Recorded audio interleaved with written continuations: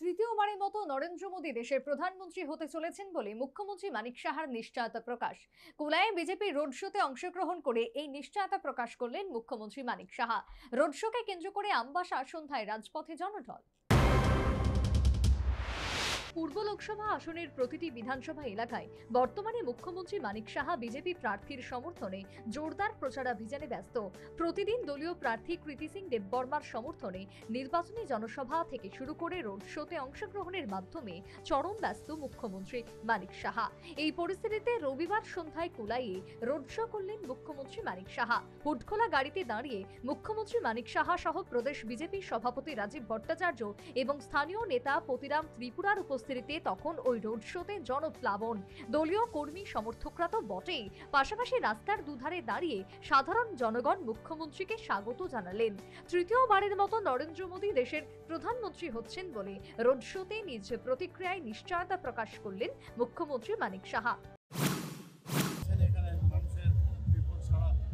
এবং সবাই অপেক্ষা করছে আমাদের ভারতীয় জনতা পার্টির যিনি ক্যান্ডিডেট এবং ত্রিপুরা মোথা এবং আইপিএফটির সমর্থনে যাকে আমরা মনোনয়ন দিয়েছি, আমাদের মহারানী কৃতি সিং দেববর্মা মহোদয়াকে। সবাই বলছে যে মোদীকে ভোট দেবে এবং মোদীজি যে টার্গেট দিয়েছে তার অনেক উপরেই যাবে মনে হচ্ছে।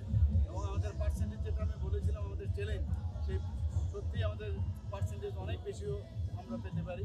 এবং আপনারা দেখেছেন গত পশ্চিম আসনে যে ইলেকশন হয়ে গেল, সারা ভারতবর্ষের মধ্যে মতদানের ক্ষেত্রে 81% সারা ভারতবর্ষের মধ্যে বেশি এখানে পেয়েছে আমাদের পশ্চিম আসনে। তো আমার মনে হয় পূর্ব আসনে প্রায় এর না হলেও এর থেকে বেশি হতে পারে বা মোরাললেস ওই রকমই হতে পারে। তো আমি নিশ্চিত যে আগামী দিনে মোদীজি আবার তৃতীয়বারের জন্য প্রধানমন্ত্রী হবে। কুলায় দ্বাদশ শ্রেণী বিদ্যালয় মাঠ থেকে এই রোড শো শুরু হয় এবং তা বিভিন্ন পথ পরিক্রমা করলো। অবশেষে আমবাসা টিআরটিসি স্ট্যান্ডে এসে তা শেষ হলো। বিজেপি, আইপিএফটি এবং মথার নেতাকর্মী সমর্থকরা রোড শোতে পা মেলালেন।